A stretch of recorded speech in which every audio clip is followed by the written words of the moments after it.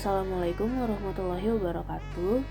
Saya Kalisa Salsabila dari kelas C dengan NIM 245050 111 10 29, nomor absen 7. Jadi di video ini saya ingin menjelaskan ataupun menganalisis kasus tentang peternakan yang sudah saya pilih dalam aspek sosiologi peternakan.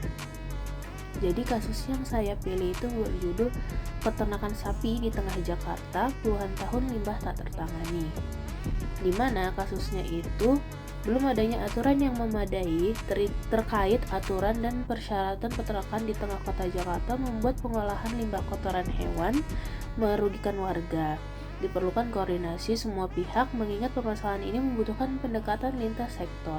Warga RT 5 RW 5 Cikoko, Pancoran, Jakarta Selatan, Hasan Al-Habsyi menerangkan kecurigaannya terhadap adanya limbah kotoran sapi di wilayahnya itu muncul akibat banyaknya nyamuk di rumahnya yang menyebabkan istrinya yang sedang hamil demam tinggi.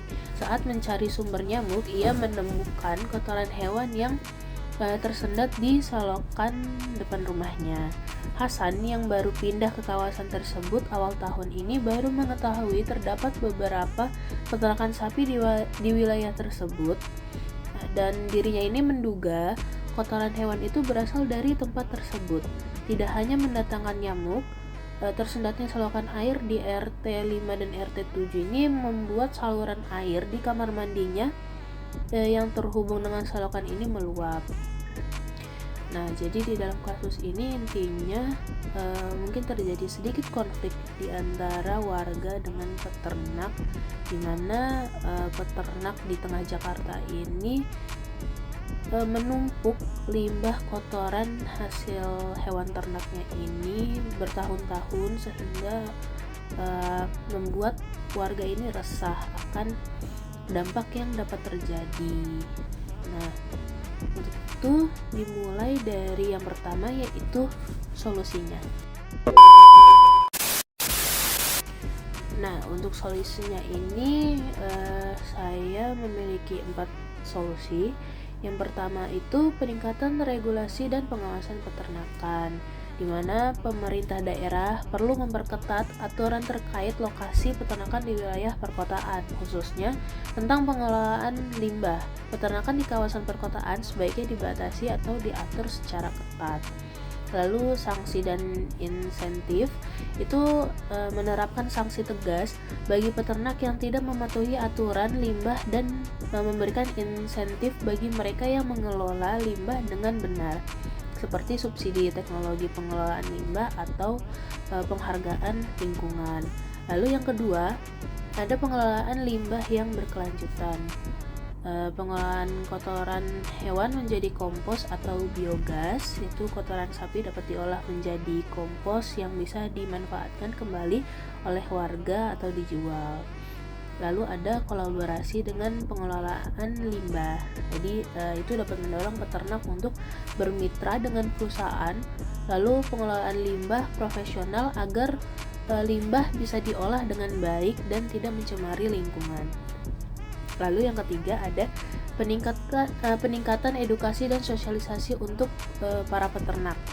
Jadi ada pelatihan manajemen limbah, memberikan edukasi kepada para peternak tentang pentingnya pengelolaan limbah yang benar. Selain itu perlu ada pelatihan tentang cara mengelola limbah agar tidak merugikan lingkungan dan warga sekitar. Lalu untuk sosialisasi kepada masyarakat itu juga diperlukan agar warga mendapatkan informasi tentang saluran pengaduan dan bagaimana mereka bisa berpartisipasi dalam menjaga kebersihan lingkungan bersama. Lalu yang terakhir, ada yang keempat, itu ada peningkatan infrastruktur lingkungan, di mana itu ada perbaikan saluran, ya seperti yang tadi, karena kotorannya itu menyumbat saluran jadinya meluap, itu pemerintah perlu memastikan saluran air seperti selokan itu berfungsi dengan baik dan tidak mudah tersumbat oleh limbah. Lalu ada pembangunan fasilitas pengolahan limbah lokal. Pemerintah bisa membangun fasilitas khusus untuk pengelolaan limbah peternakan di wilayah perkotaan yang rawan pencemaran. Nah, kalau itu solusi dari saya. Lalu lanjut yang kedua itu adalah interaksi sosial. Nah, seperti yang kita tahu, interaksi sosial itu adalah hubungan sosial yang dinamis, yang menyangkut hubungan antara orang perorangan, kelompok dengan kelompok maupun perorangan dengan kelompok. Nah, untuk di kasus ini, interaksi sosial yang terjadi itu ada 3, yaitu antara peternak dan pemerintah. Di sini memerlukan edukasi dan peraturan, di mana untuk edukasi sendiri pemerintah dapat memberikan edukasi tentang limbah peternakan.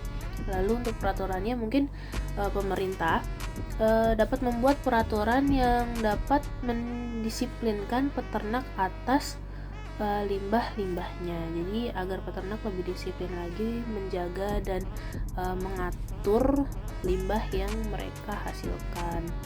Lalu yang kedua ada peternak dengan dinas lingkungan, di mana ada pengelolaan limbah dan pengawasan, memberikan wawasan untuk pengelolaan limbah, lalu dilakukan pengawasan terhadap peternak untuk menaati peraturan yang ada. Lalu yang ketiga itu ada peternak dengan warga, di mana interaksinya itu ada konflik, yaitu warga yang terganggu dengan limbah peternakan yang menumpuk selama puluhan tahun. Jadi itu 3 interaksi sosialnya. Lanjut, ya selanjutnya ada kelompok dan organisasi sosial. Nah, selanjutnya kelompok dan organisasi sosial. Di sini saya menganalisis tipenya itu, kasus yang saya pilih masuk ke dalam tipe Gemeinschaft dan termasuk dalam kelompok Gemeinschaft of Place. Dikarenakan sesuai dengan ciri dan tipe tersebut, pihak-pihak yang ada di dalam kasus ini membentuk paguyuban yang berdasarkan dengan letak tempat tinggal serta lokasi bekerja. Dengan faktor kedekatan geografis ini, memungkinkan sejumlah orang memiliki ikatan yang erat, saling bekerja sama dan tolong-menolong. Seperti yang terjadi di dalam kasus tersebut, di mana seorang warga yang saling bekerja sama untuk menemukan solusi dari permasalahan limbah kotoran hewan ternak yang terjadi di daerah tersebut. Kestabilan kelompok sosial pihak-pihak yang berinteraksi ini menurut saya masih kurang stabil, karena para warga masih belum mengetahui pihak dinas mana yang akan mengatur dan membuat peraturan agar tidak terjadi lagi kasus yang serupa di kemudian hari. Untuk manfaat mengetahui tipe dan kestabilan kelompok sosial ini, itu dengan mengetahui tipe dari kelompok sosial akan mempermudah dalam menentukan cara berkomunikasi. Dengan komunikasi yang berjalan dengan baik pula akan menghasilkan solusi yang baik untuk suatu masalah. Lalu kestabilan kelompok dapat memberikan timbal balik yang baik untuk satu sama lain. Lalu selanjutnya ada masyarakat dan kebudayaan. Nah, dalam masyarakat dan kebudayaan ini itu ada kultural universal, di mana itu adalah unsur-unsur kebudayaan yang umum dimiliki setiap masyarakat. Kultural universal ini ada 7 unsur, yaitu peralatan dan perlengkapan hidup manusia, mata pencaharian, dan sistem ekonomi, sistem kemasyarakatan, bahasa, kesenian, religi, dan sistem pengetahuan. Nah, untuk di kasus ini yang saya dapat itu unsur-unsur kultural universalnya itu ada mata pencaharian dan sistem ekonomi, sistem kemasyarakatan, dan sistem pengetahuan. Jadi kenapa saya memilih 3 unsur tersebut? Karena untuk yang pertama, mata pencaharian dan sistem ekonomi, pada kasus yang terjadi, peternakan tersebut adalah sebagai mata pencaharian dan sistem ekonomi dari seorang peternak. yang limbah kotorannya sudah puluhan tahun tertumpuk. Lalu untuk sistem kemasyarakatan, pada kasus yang terjadi, sistem masyarakat yang ada dalam lingkungan tersebut masuk ke dalam golongan yang kurang memperhatikan lingkungan sekitar dengan limbah yang menumpuk puluhan tahun, menandakan kurangnya perhatian dan rasa tanggung jawab untuk saling mengingatkan satu sama lain. Lalu sistem pengetahuan. Kurangnya pengetahuan dari peternak akan limbah kotoran ternaknya dapat membuat masyarakat merasa kurang nyaman dan terganggu. Dari 3 unsur kultural universal ini, saya juga memiliki 3 solusi. Dimana solusi yang pertama itu, jika memang peternakan tersebut adalah salah satu atau satu-satunya mata pencaharian, maka kebersihan dan penjagaan kandang harus lebih dijaga lagi. Lalu untuk masyarakat ya harus lebih berani untuk menyuarakan keresahannya terhadap hal-hal yang sudah mengganggu, tentunya dengan cara yang baik, saling mengingatkan satu sama lain dan bekerja sama. Lalu untuk sistem pengetahuannya itu, peternak harus lebih memperhatikan lagi limbah-limbah hasil ternaknya. Dengan limbah yang terus menumpuk semakin lama akan menimbulkan penyakit dan membuat masyarakat di sekitarnya terganggu. Jadi ya kedepannya peternakan itu harus lebih memperhatikan sekitarnya, jangan sampai limbah-limbahnya itu menjadi akar permasalahan dari suatu konflik yang terjadi di masyarakat ataupun menjadi menyebar sakit atau penyakit di kalangan dan lingkungan sekitarnya. Lalu selanjutnya itu ada stratifikasi sosial. Nah, apa sih stratifikasi sosial itu? Stratifikasi sosial adalah perbedaan manusia atau masyarakat ke dalam kelas-kelas secara bertingkat, dimana kelas-kelasnya itu adalah kelas atas, menengah, dan kelas bawah. Lalu di dalam kasus ini, strata sosial dari masing-masing pihak yang berinteraksi itu ada warga atau Hasan al-Habsyi dan keluarganya. Ini sebagai warga yang terdampak berada dalam strata sosial kelas menengah ke bawah. Jadi dia merupakan penduduk baru yang mungkin tidak memiliki posisi yang berpengaruh dalam komunitas, namun sangat rentan terhadap dampak negatif dari limbah peternakan. Untuk peternakannya sendiri, itu dalam konteks ini mungkin berasal dari strata sosial kelas menengah. Sebagai pengusaha atau pemilik usaha kecil, mereka memiliki sumber daya berupa hewan ternak yang menjadi sumber penghasilan. Lalu namun kurangnya dalam hal regulasi dan pengelolaan limbah. Untuk pemerintah, ini masuk di tingkat daerah maupun pusat, berada di strata sosial yang lebih tinggi. Mereka memiliki otoritas dan tanggung jawab untuk membuat aturan dan menegakkan regulasi terkait peternakan dan lingkungan hidup. Mengapa saya memasukkan beberapa strata sosial tersebut? Dengan alasan strata sosial ini dibentuk berdasarkan peran dan posisi masing-masing pihak dalam konteks ekonomi dan kekuasaan. Warga seperti Hasan lebih pasif, terdampak dan tidak memiliki akses terhadap perubahan kebijakan secara langsung. Sedangkan peternak memiliki posisi yang lebih aktif secara ekonomi, meskipun mungkin tidak memiliki pengetahuan atau sumber daya untuk mengelola limbah dengan benar. Nah, untuk pemerintah itu berada di posisi yang lebih tinggi dalam hal kekuasaan dan tanggung jawab untuk memfasilitasi solusi.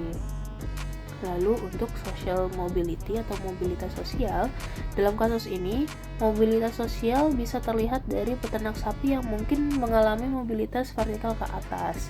Jika peternak sapi mampu mengelola bisnis mereka dengan baik dan memperoleh keuntungan dari industri peternakan, mereka bisa meningkatkan status ekonomi dan sosialnya. Sebaliknya, tanpa regulasi yang tepat, bisnis mereka dapat terancam dengan denda atau pembatasan yang berpotensi menurunkan status sosial mereka.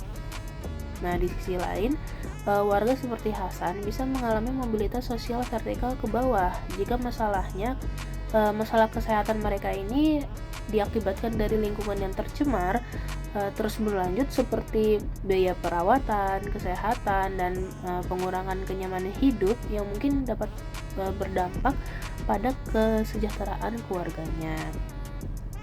Lalu untuk status dan peran masing-masing pihak yang berinteraksi, untuk Hasan atau warga yang terdampak itu statusnya bisa menjadi korban pencemaran limbah. Lalu perannya itu sebagai warga, Hasan bertindak sebagai penerima dampak langsung dari si limbah peternakan ini. Perannya juga sebagai pelapor masalah lingkungan kepada pihak berwenang, berharap mendapatkan solusi. Lalu untuk peternak sapi itu statusnya pengusaha kecil atau menengah dalam sektor peternakan. Untuk perannya, peternak bertanggung jawab atas pengelolaan peternakan dan kotoran sapi. Mereka juga berperan sebagai penyedia ekonomi lokal dengan menghasilkan produk peternakan, namun berpotensi menimbulkan masalah lingkungan jika pengelolaan limbah tidak tepat.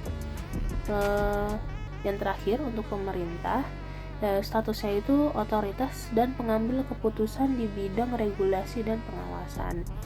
Untuk perannya, pemerintah bertanggung jawab mengatur dan menegakkan kebijakan tentang penempatan dan pengelolaan peternakan serta dampaknya terhadap lingkungan.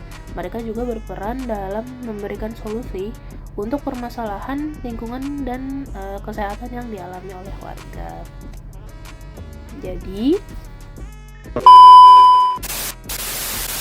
oke, mungkin cukup sekian yang dapat saya jelaskan dari hasil analisis kasus yang terjadi di dalam konteks peternakan ini. Ya, mohon maaf jika ada kurang dan mungkin salah perkataan saya. Terima kasih sudah menyempatkan waktunya untuk menonton video ini. Terima kasih juga untuk perhatiannya. Wassalamualaikum warahmatullahi wabarakatuh.